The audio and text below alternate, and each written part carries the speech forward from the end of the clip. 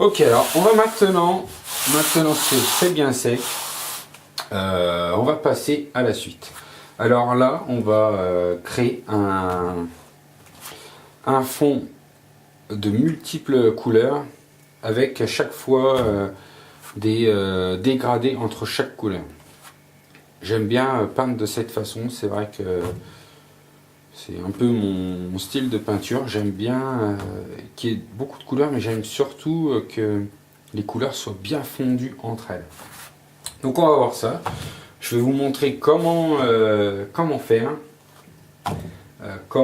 donc appliquer la peinture et aussi comment je vais disposer mes couleurs.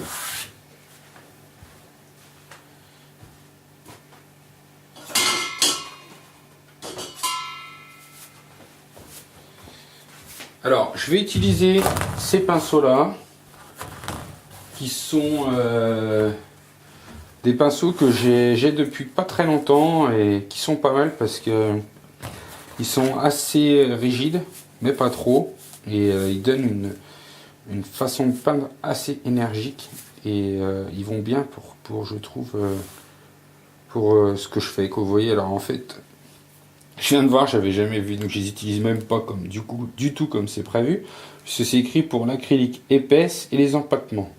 Mais c'est pas du tout, vous verrez ce que je vais faire. Alors je vais prendre des couleurs que j'aime bien. Je vais prendre un peu de toutes les marques en plus. Vous allez voir qu'en plus, comme ça qu'on peut tout mélanger. Alors la Basics, Liquitex. C'est pas tout ça, ce ne sont pas des peintures professionnelles. Voilà des peintures professionnelles.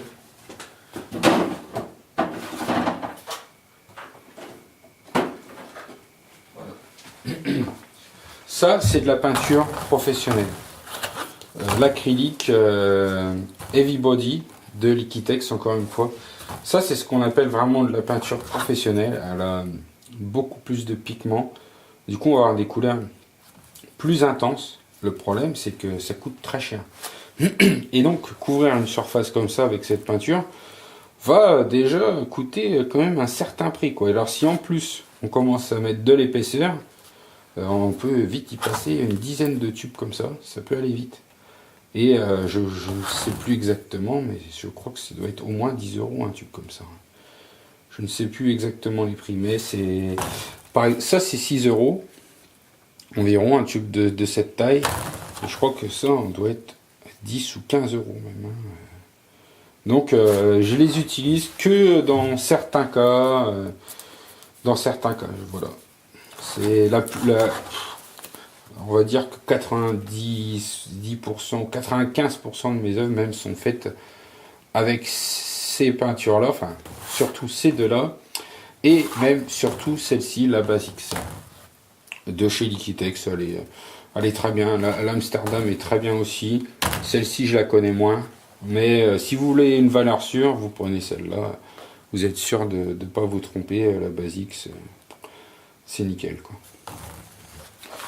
Et d'ailleurs, je regardais l'autre jour, il y avait une photo de l'atelier d'un artiste peintre assez connu qui vend donc des tableaux à 40 ou 50 000 €, et il utilisait de la Amsterdam. Donc vous voyez, de la Amsterdam en série standard, hein, bien sûr. Donc qualité étude. Donc ces peintures seront largement suffisantes. Alors on va placer nos couleurs sur la toile. Et alors comment je place mes couleurs? Alors ça, c'est assez complexe à expliquer. Parce qu'en fait, je ne sais même pas si je saurais l'expliquer, pour tout vous dire.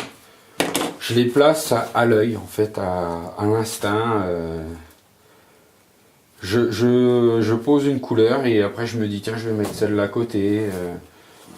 Alors à force, quand même, je sais que certaines couleurs donnent un résultat sympa quand on les mélange ensemble.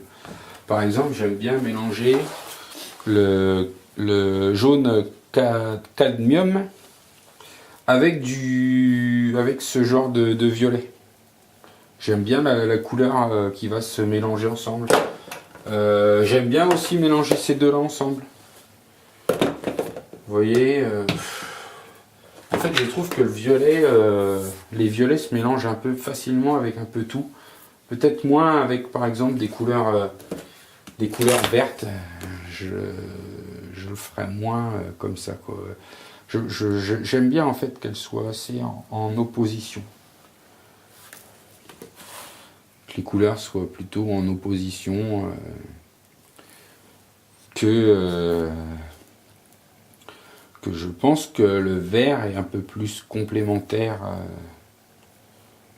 du jaune. Vous voyez, on a une plus grosse opposition entre le jaune et le violet qu'entre le jaune et le vert. J'aime bien en fait jouer sur cette différence, sur ces forts contrastes. Ça, c'est vrai que c'est quelque chose que je fais souvent, qu'on retrouve souvent. Il y a beaucoup de contrastes dans mes œuvres. J'aime bien qu'il y ait du contraste, quoi, que ce soit lumineux. Alors, on va commencer par... on va faire quelque chose du coup d'un peu différent. Je vais commencer par mettre ça, une couleur un peu fluo. Alors, vu que notre peinture acrylique sèche vite, il y a plusieurs façons de faire. Alors, personnellement, j'utilise pas toujours de l'eau, même assez rarement, mais je vais peindre très très vite. Très énergiquement, très vite pour que j'ai peint avant que la peinture soit sèche. Et le problème, c'est que si je parle en même temps et que je vous explique en même temps, ça va peut-être être compliqué. Déjà que si vous regardez mes autres vidéos, vous verrez que j'enregistre les explications après. Parce que dans l'art abstrait, on a besoin d'être libéré en fait en fait, quand on peint de la peinture abstraite, on réfléchit pas, on y va, c'est très instinctif en fait. Et là, l'exercice est pour moi quand même assez difficile. Enfin, je pense qu'il va être assez difficile de vous expliquer en même temps ce que je fais en même temps que je le fais.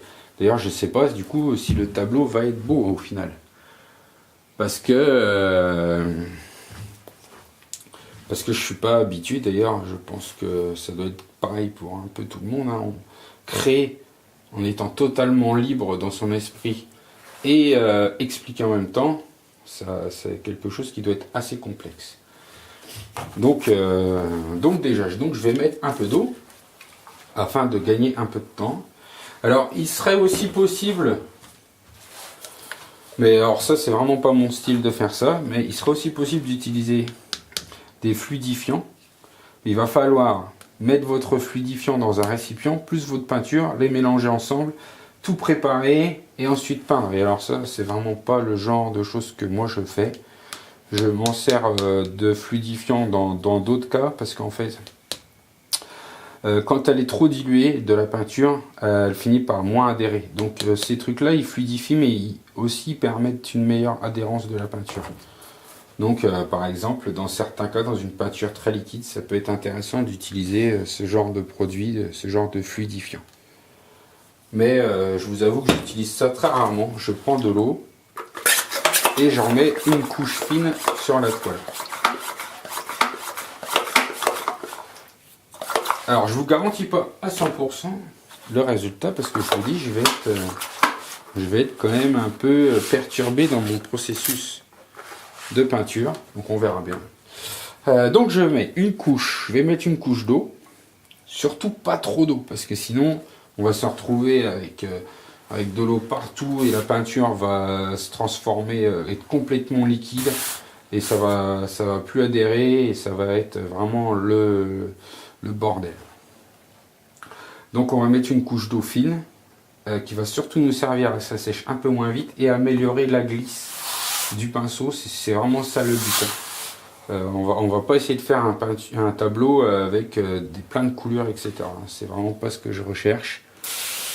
Donc, hop, on met une couche assez fine et voilà. Et maintenant, je vous ai dit que j'allais commencer avec celle-ci. Alors je vais commencer avec celle-ci. Voilà. J'en mets directement sur la toile. Et là, à l'œil, je vais l'étaler d'une façon qui va me plaire à l'œil. Donc là, elle est bien fluo. Donc je l'étale. Alors pour l'étaler, j'appuie fortement et vous voyez, j'étale au maximum ma peinture afin qu'il ne reste pas trop de paquets. Vous voyez, j'essaye de lisser au maximum le résultat. Donc là j'en ai mis pas mal. Il nous fait une grosse tache rose, mais on pourra repasser par dessus. Vous voyez, je n'ai plus vraiment de paquets là sur ma toile. Tout a été étalé au maximum. Donc on va tout de suite passer à une seconde couleur et je vais tout de suite essayer de donner du contraste avec un violet foncé. Voilà, j'en ai mis partout. Du coup on va l'étaler comme ça, c'est pas grave. Alors hop, donc déjà je vais passer un peu sur les côtés pour pas que ça se mélange de trop. Voilà, là j'en ai de trop et je vais la racler du coup sur le bord de ma table. Donc si vous vous peignez dans votre salon, ne raclez pas votre pinceau sur le bord de votre table. Et maintenant je vais faire un dégradé entre tout ça. Alors vous voyez, je passe comme ça et je vais rentrer dans la peinture rose afin de fusionner les deux peintures pour créer un beau résultat. Et là, ce que j'ai même envie de faire, c'est d'aller même encore plus loin, d'y incorporer quelques coups de pinceau comme ceci pour créer quelques formes. Voilà, on a quelques traces là. Alors certains aiment bien, moi j'aime pas. Mais là, on commence déjà à rentrer dans le séchage de notre peinture rose. Ça commence déjà à être plus complexe. Ça va, je les ai enlevés. Hop, voilà. Moi j'aime bien quand c'est bien lisse. C'est un peu une obsession. Bon, ça me paraît pas mal. On va ajouter une autre couleur. Donc on va contraster ici. Encore une fois. Avec du jaune de cadmium, c'est dur à dire, jaune de cadmium. Et je vais prendre un pinceau propre pour commencer. Voilà, je vais déjà bien l'étaler. Je vais ramener jusqu'ici. Et même aller fusionner un peu avec notre rose. Donc vous voyez, tant que c'est pas sec, faut en profiter, ça sèche vite. Je sens déjà qu'on est déjà en train de sécher, donc il faut vraiment pas perdre son temps. Et c'est ça qui permet aussi, dans un sens, je trouve personnellement, d'être créatif, parce qu'on n'a pas le temps de réfléchir. Et c'est je trouve, dans un sens, un point fort de la peinture acrylique. Hop, je passe ici sur les côtés. Voilà, j'essaye de fusionner ma peinture un peu comme je le sens, hein, c'est vraiment comme je le sens. Et ici, je vais reprendre l'autre qui donc contenait encore du violet. Et voilà, et je vais même lui donner quelques petits coups encore comme ça pour redonner un peu de texture à l'œuvre. Voilà. Alors maintenant, moi, je verrais bien de mettre un peu de blanc, histoire d'avoir une bonne tache de lumière par ici,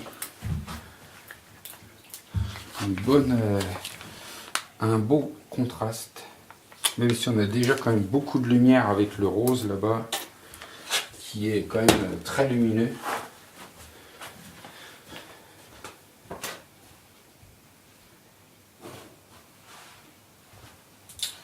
Alors, vous voyez là, j'ai un petit problème, c'est que je n'ai pas mes pinceaux. Ils sont restés en haut après le dernier tableau que j'ai fait, donc je vais être obligé d'utiliser ceux qui sont déjà servis. Vous voyez, ça fait partie des aléas, mais ils vont nous imposer des choses qui vont nous obliger à nous comporter d'une certaine façon qui peut au final être intéressante pour nous. Donc, alors c'est parti. On va ajouter de la lumière ici. Là ça commence à sécher vite, mais pour compenser ce séchage rapide de l'acrylique, vous pouvez passer par dessus et moins appuyer et passer de nombreuses fois et vous voyez ça va se fondre. Elles vont se fondre ensemble. On recrée encore des dégradés en fait. Voilà.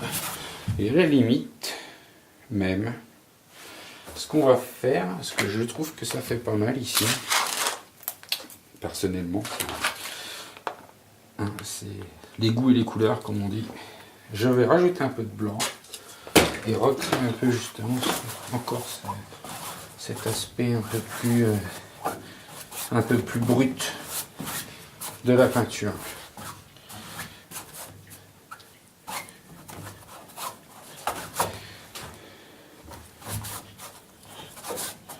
Voilà. Donc là, on va passer à une autre peinture. Et alors là, moi je verrais bien y mettre cette fois du vert. Je vais mettre du vert par ici.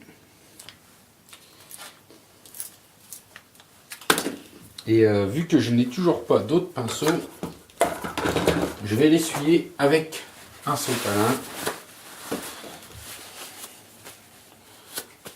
Voilà, comme ça on va quand même avoir un peu de jaune et de blanc qu'on a utilisé, mais pas trop. Ça va nous servir à avoir un mélange plus facile à faire.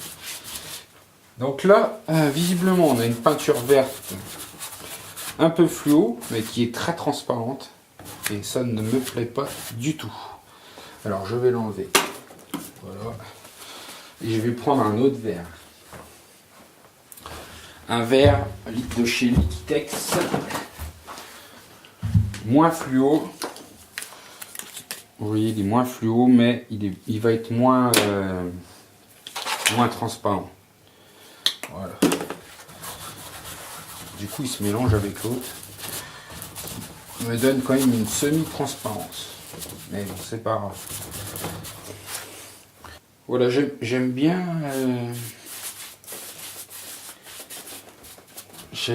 l'effet brut cette fois de la peinture. Je trouve ça contraste avec les effets qui sont ici d'une peinture qui a été bien lissée, avec cette fois une peinture qui est beaucoup plus brute. Vous voyez, on crée, enfin j'aime bien faire comme ça, créer des jeux de contraste. Donc là on a un contraste, des contrastes de couleurs, mais on a aussi ici un contraste de, on va dire comment dire, de force un peu. Parce que là, tout est bien lissé, là et là, et ici, tout est plus brut. Ce qui nous crée un peu une dualité dans notre œuvre. Et j'aime bien faire ce genre de choses. Donc vous voyez, c'est un peu du hasard, puisque je suis arrivé là c'est quand je me suis dit, tiens, ça fait bien. Et là, pareil, c'est encore un peu, je pourrais lisser, mais au final, en ayant mis mes premiers coups de pinceau, je me suis dit, tiens, ça fait pas mal. Ça contraste, on a un contraste en plus de la couleur, un contraste de force et d'énergie dans la toile. Donc je vais laisser le vert de cette façon. Et maintenant, j'ai toujours ça à faire. Donc là tout est sec, je vais remettre un petit peu. Un petit peu, faites attention à ne pas en mettre sur votre peinture. Alors maintenant, et ben, je vais réutiliser du violet pour contraster avec le vert et rappeler bien sûr la couleur qu'on a dans le coin là-bas. J'en profite pour faire un peu le coin. J'ai d'ailleurs oublié de faire les coins ici. Normalement je les fais en allant, mais c'est pas grave. Voilà. Alors par contre cette fois, je vais lisser. Je vais essayer de lisser la peinture. On va avoir un résultat un peu plus doux. Et revenir un peu. On va même lisser en créant des petites formes comme ça dans la toile. Donc pour faire ça, je passe mon pinceau et j'appuie vraiment de façon douce. Vous voyez, si tout est question de force dans votre pinceau, puisque ici, au début, j'appuyais fortement pour bien étaler ma peinture. Là, j'ai commencé par appuyer fortement, puis pour faire des formes dans ma peinture, je l'utilise de façon donc plus douce. On va même mettre une petite pointe de blanc. Alors, mon blanc, il est où? Il est là. Et ce qu'on va faire, c'est le mettre... vous pouvez soit le mettre dans une assiette, ou soit sur votre plan de travail, suivant le plan de travail que vous avez. Alors, on va le mettre une goutte de blanc dans l'assiette, juste une petite goutte. Et je vais m'en servir pour créer quelques... Donc je la mets qu'au milieu. Quelques petites vous voyez, touches de lumière. Dans mes... je sais pas trop comment on pourrait appeler ça. Hein, une sorte de coup de pinceau. Voilà. On amène un peu de vie dans tout ça. Voilà. Et maintenant, il nous reste plus que cette partie-là. Il va falloir choisir une couleur. Vous voyez, d'habitude, ça me le fait pas trop. Là, je pense que le fait de vous expliquer en même temps me casse voilà, un peu le rythme, mais c'est pas grave. Donc on va mettre du bleu comme ça. Je pense qu'on aura un résultat sympa. Je vais reprendre mon pinceau qui est assez large et l'essuyer un peu avec du sopalin.